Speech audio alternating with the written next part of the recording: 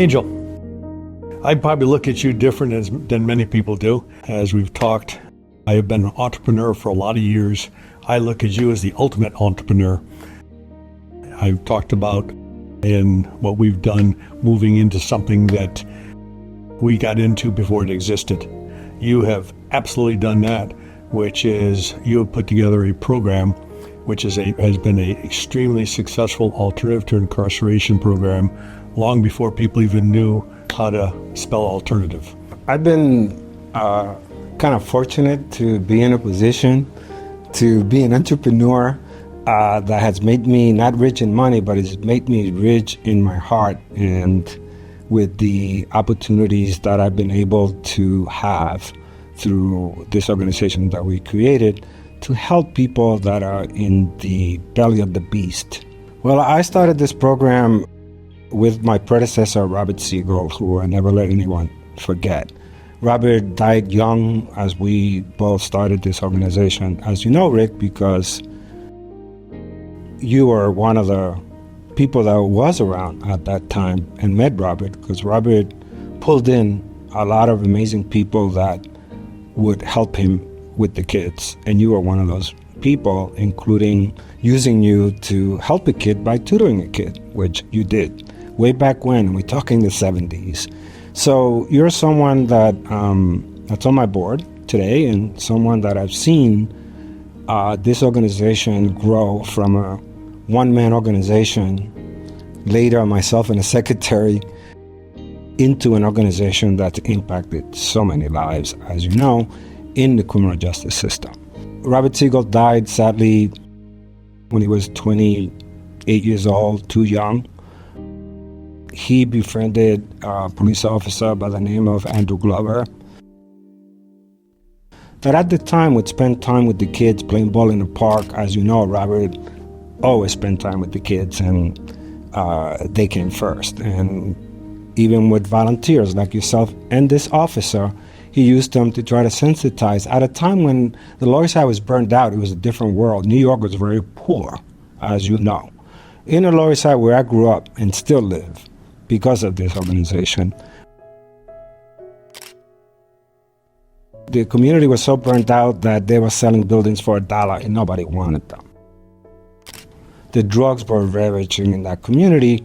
And when Robert sadly one day asked me to go to court with him because a kid, we're both working for the Boys Club of New York, and that's how we kind of connected to the kids. Bob was an NYU student, came to the Lower East Side to do some tutoring. Kids were drawn to him. He was running a tutorial program, but kids were drawn to this man in a way that I was sort of looking at it. And he sort of saw me as a community person who kind of had the contact with these kids. So things were kind of perfect for kind of what at the end kind of happened here, which is Robert asking me to go to court with him with a kid. We stood in front of the rail of the court in our jeans and sneakers, like, judge, who are these guys in front of my well?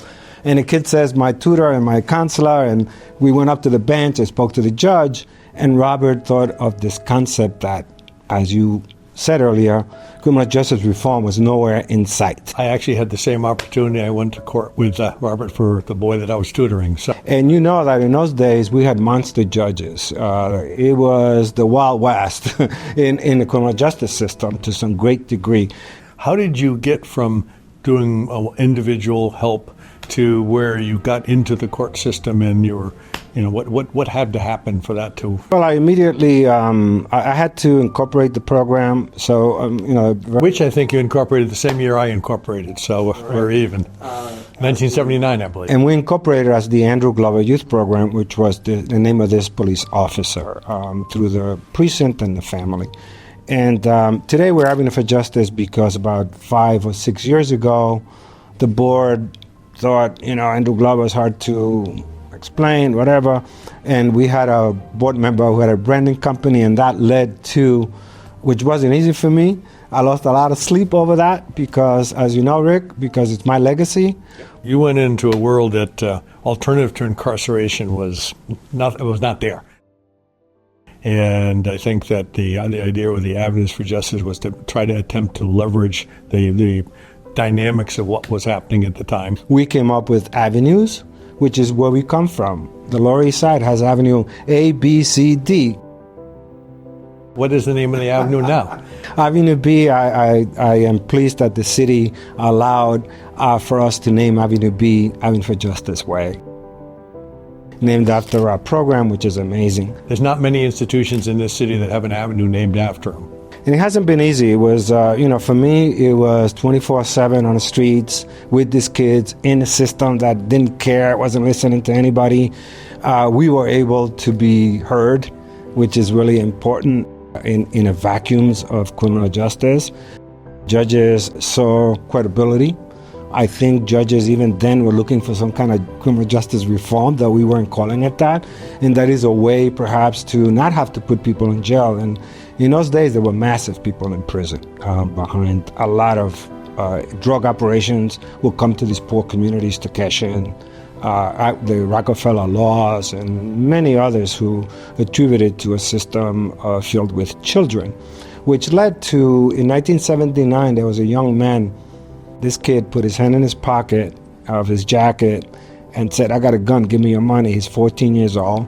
He was arrested and charged. And of course, what the system came up with politically was, it was a political year, so they started screaming bloody murder about 14-year-olds committing violent crimes, and they came up with a juvenile law that says any kid that's 13 through 15 who commits a violent crime would not go to family court, would be processed as an adult, from an adult court to an adult trial to an adult sentence to an adult conviction. So think about that 14-year-old being in a institution, in a jail setting, in an adult court. Got to be extremely difficult. Looking at a jail sentence, and many young people were sentenced by that. So I lobbied with Judge Michael Corriero and other people before Bars Association, court administrations, and in 1984, the system agreed that we need to separate these kids from the general adult population. We were recommending that those cases be funneled to family court, where they had the resources for the 14 and 15-year-olds, and they don't have to endure felony convictions that destroy their lives. And that's the issue that we've been involved with, trying to protect our inner city kids from prison and convictions, and providing opportunities for them today by an organization that provides everything from a tutor today to even a stipend job position that we paid for. Of course, mental health, drugs, referrals, and employment pieces, and of course focused on education and training with these kids. On the finance side, if that person had goes upstate and is incarcerated for 3 or 4 years, what do we talk about? The cost of incarcerations, depending on how you calculate it, $400,000 or $500,000. It keeps going higher and higher, but it's at least $450,000 a year to keep somebody in prison for a year, when for about $5,700 we could get out productive, get them to the legal matter without reoffending, and now becoming more productive in terms of getting them back to their mainstream of employment, treatment, of whatever it may be, because that's what leads these people into our system, is that they're not getting treated and addressed, aside from the poverty and the rest of the issues that impact the community. And kids do dumb things for $1, including selling drugs or taking something or breaking into a car, just things that sadly our city lends to that in different ways. It's a fantastic program. I'll tell you, it does Andrew Glover's name tremendous justice. And it's amazing. As an entrepreneur, I think I work hard. I don't touch as hard as you have worked to develop this program. Well, I take some of the credit. I could not have done this without people like you, who's always been there. Even I don't get a lot of opportunities to thank you guys directly, and I think that we love you and feel for everything that you've done, and I appreciate that support a lot, because it hasn't been easy, but having folks like you and others, knowing that I'm in the trenches, but that I'm backed up by folks like you, has always made me feel very comfortable. Yeah, we do at least a millionth of what you do, so thank you. But it's crucial. So thank you.